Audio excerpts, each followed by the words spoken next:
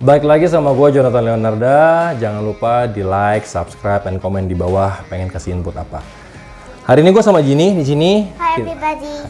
Kita kedatangan apa ya? You have anything new here? Dart Frog? Oke. Kita kedatangan Dart Frogs dan ada Dart Frog yang baru pertama kali kita datangkan ke Indonesia, dan ini mungkin masih banyak yang nggak tahu dari tipe dan jenisnya. Di browsing pun masih sedikit. Mau apa? Mau lihat? Ayo.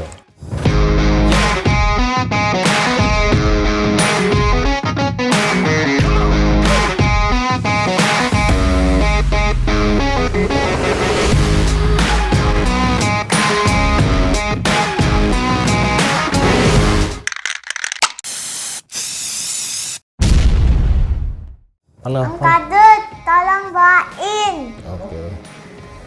Di sini ada Kadut.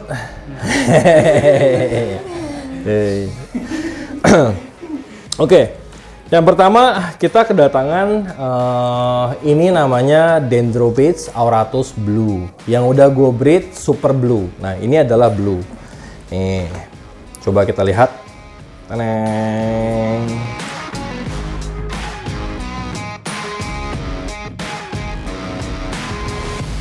Masih di dalam genus Dendrobates, dia masih buat beginner dan masih di spesiesnya auratus, tapi dia yang blue. Mereka bisa hidup secara berkomunal kalau yang spesies auratus. Jadi gue rekomen buat pemula-pemula yang baru mau masuk ke dalam dunia dart. Bisa di green and black, bisa di blue, super blue, semua di keluarga Dendrobates. Oke, berikutnya kita ada apa lagi ya? Oke. Pocong. Si Pocong ya, Dut. Ini Kak dikasih nama Pocong sama Kak Dut. Ayo, Dut. Si Pocong. Nah. Ini spesies yang sangat sulit didapatkan. Ini adalah they are very rare. Ini namanya White Galactonotus atau common name-nya disebut moonshine. Sinar bulan ya. Nah. How much will they cost? It's quite pricey, but we don't talk about the cost here. Oke, kita nggak ngomongin harga di sini. Ya, kita nggak ngomongin harga di sini, tapi lebih mau kasih tahu apa sih yang bakalan kita breed di sini. Ini project gua. Di tahun lalu gue dapat ini cuma 2 dan kayaknya nggak sepasang, dan akhirnya sampai sekarang gue belum berhasil untuk membreeding mereka. Gue order lagi keluar melalui importir. Setelah hampir setahun, akhirnya gue mendapatkan mereka.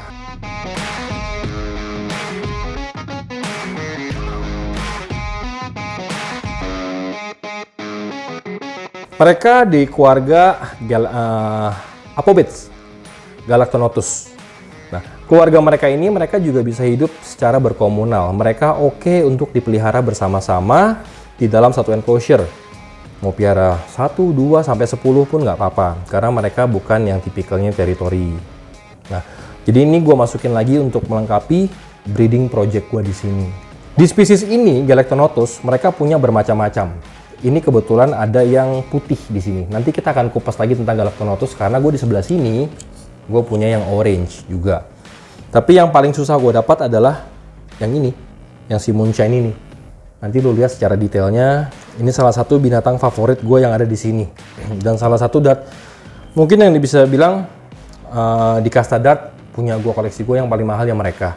Ini gue suka banget. Ya. Yang terakhir adalah dart yang pertama kali bener-bener baru datang di Indonesia. Dan kalau tadi sama-sama browsingnya namanya Dendrobates auratus negatif. Ayo, Dut. Is that one more Kalau negatif rare dia than minus this hitungannya. one? Nah, Is that one more rare than this one? ini lebih susah didapat. Cuman ini di dalam yang jual-jual itu juga jarang banget ada yang jual. Jadi pesan ini udah lama sekali. Akhirnya kita dapat. Nah, dan gue senang banget bisa mendapatkan mereka.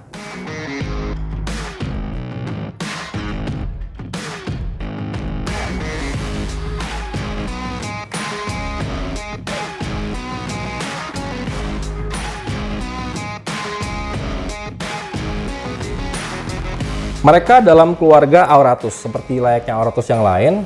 Auratus ini bisa dipelihara bersama-sama di sini, dan ini akan menjadi koloni project breeding project gue di sini. Mungkin buat orang awam akan melihat, ah ini mah green and black. Tapi tidak seperti itu. Mereka punya karakteristik line-nya berbeda. Bentuk garisan-garisannya berbeda, liningnya berbeda. Jadi banyak subspesies dalam Dutrox yang secara kasat mata mungkin terlihat mirip. Tapi sebenarnya mereka berasal dari lokality yang berbeda. Dan akhirnya gue senang banget. Gue punya kesempatan di Indonesia ini, kita bisa diberikan kesempatan punya auratus negatif, dan mudah-mudahan di tahun-tahun ini gue bisa membudidayakan mereka.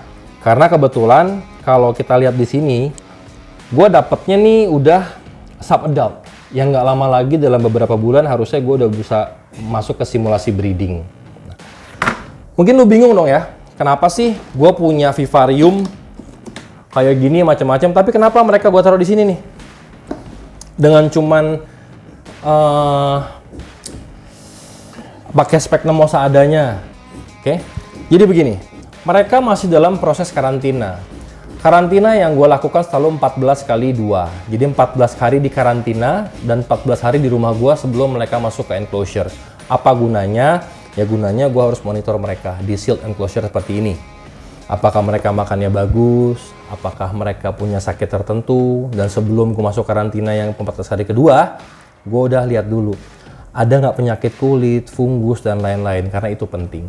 Setelah mereka melalui fase 2x14 karantina, baru gue bisa masukkan ke sini. Seperti apalagi gue mau join koloni ya, yang di sini gue udah punya 2 kan moonshine, gue mau tambahin lagi 5 dari sini, berarti mau ada 7. Nah, ini gue harus hati-hati banget dalam masukin mereka. Namanya ini proses karantina, cukup dengan ini aja. Nah, di sini kita bisa bilang, berarti piara Dutrox kayak gini doang bisa nggak? Bisa banget. Bagus nggak? Nggak banget. Nah, jadi itu ada pilihan. Ini salah satu bagaimana gue proses karantina mereka.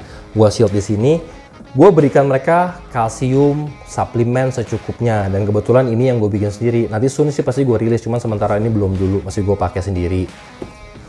Oke? Where does this one actually came from? I'm really curious. Oke, mereka ini persebarannya beda-beda dari Amerika Tengah ke Amerika Selatan. Asalnya. So they're very fat and very expensive, like, because they came from really far countries. Ya, karena kita di Indonesia nggak punya jenis-jenis ini, namanya Dutrox, makanya kita harus pesen sama importir kan, kita pesen, kita udah sampai, kita pelihara. Nah, sebelum pelihara mereka ke tempat ini, kita harus mengkarantina mereka. Jadi kalau ada sakit semua ketahuan. Oke? If it's sick, we have to pisahing with the others, or not it will be too loud and then you're gonna get sick. Betul, kata Ginny udah pintar. Jadi takut jangan sampai menular. Dan di proses ini juga ada proses namanya deworming. Nanti gue deworm mereka. Walaupun, jadi begini, dari mana asal pun mereka, dari reputable breeder sekalipun yang gue kenal, tetap kita harus melakukan protokol-protokol seperti ini. Karena untuk menjaga koloni yang ada. Satu, gue mau bahas tentang makanan. Kenapa sih gue pada akhirnya bikin media fruit fly gue buat sendiri? Mungkin gue nggak mau highlight tentang produk gue yang ini, karena gue banyak pakai sendiri ya. Jadi pakan pada mereka mempengaruhi pigmentation pada si Dutroxnya sendiri pada endingnya nanti. Jadi kalau kita gut load-nya dengan nggak benar, ya warna dia akan turun. Kalau gut load-nya benar, warna dia akan makin tebel dalam karakter warnanya. Itu, jadi inilah. Ini packingan barunya kayak begini. Oke, anything you want to ask? This one, are they the same like this one? Beef lain. Itu namanya keluarga Tinctorius. Yang ini Auratus. Ya? That's cool. Oke, jadi setelah gua melakukan proses 14 hari karantina, nanti pasti kita akan update bagaimana cara masukin ke mereka dan bagaimana cara menggabungkan dart yang udah duluan di dalam enclosure sama yang baru mau masuk. Ketika kita salah introduction, akibatnya bisa fatal juga. Gua rasa cukup buat sharing kita hari ini, unboxing kita hari ini. Sampai ketemu di video selanjutnya. Bye-bye! Bye-bye, salam Dutrox.